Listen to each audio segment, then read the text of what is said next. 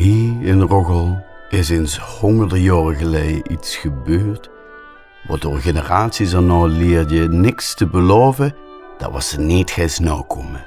Want o wee, het zou dit gebeuren wat een Roggels meidje wat overkwam.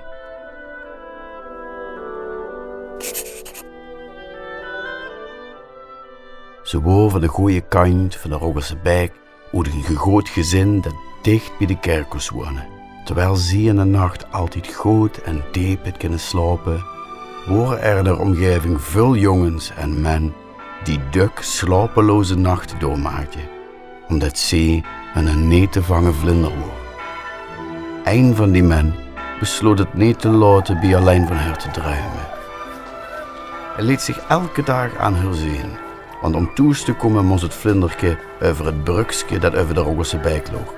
En wekenlang speelde de man een spelke. Hij deed net alsof hij werk te doen over het brugske en als hij langsliep, gunde ze haar een goed voorbereide blik. Dit had nooit het gewenste resultaat.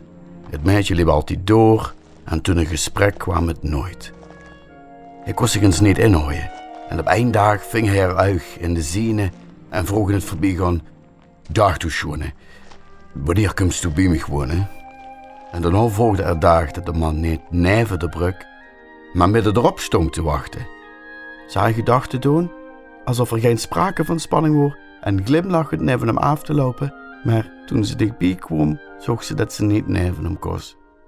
Haar hart sloeg het zijn om te draaien en weg te lopen, maar het lief bevroor met een soort van lach op haar gezicht. "Ben ik niet goed genoeg voor dich?" sprak hij koud. "Krijg ik nu antwoord op mijn vraag?" "Nee, ja, ik weet het niet." "Is het ja of is het nee?" "Ik weet het niet. Nu is het nee."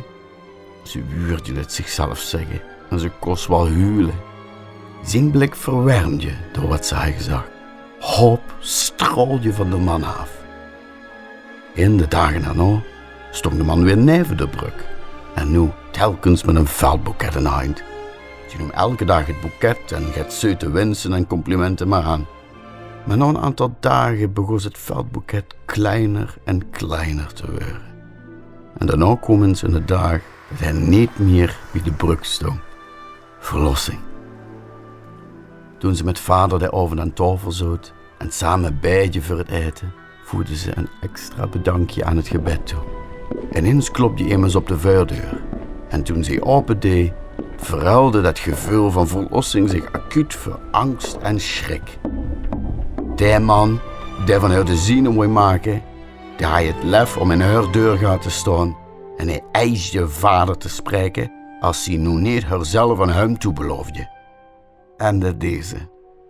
Het meisje zag toe om met hem te trouwen, maar wanneer dat kost. En anders zou ze de godslamp in de kerk voor een jaar lang laten branden door voor de olie te betalen. Niet lang daarna zag ze de nieuwe dokter vanwege een koppien die regelmatig terugkwam en lang aanhield.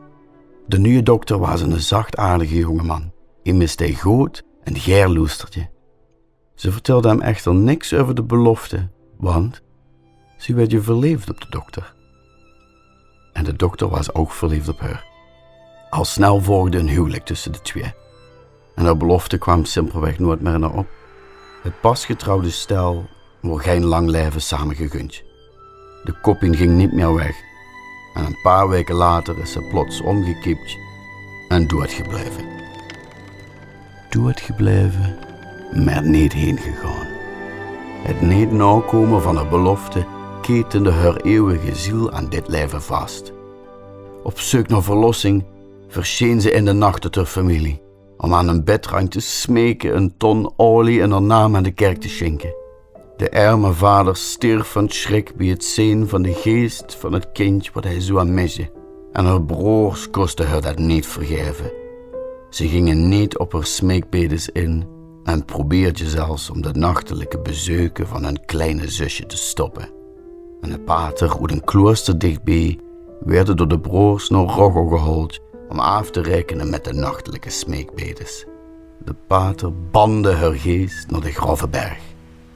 Ze is daar nog steeds, gefrustreerd verveeld, gekweld en het schreeuwt. Het schreeuwt om olie, het schreeuwt verwensingen naar haar broers. Ze schreeuwt verlossing telkens wanneer de wind richting Rogge waait om haar woord tot diep in het dorp huurbaar te krijgen. Klootzak! Schenk mich de olie!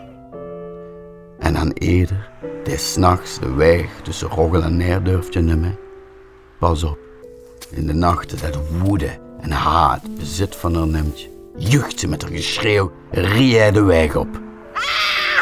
Ben gewaarschuwd.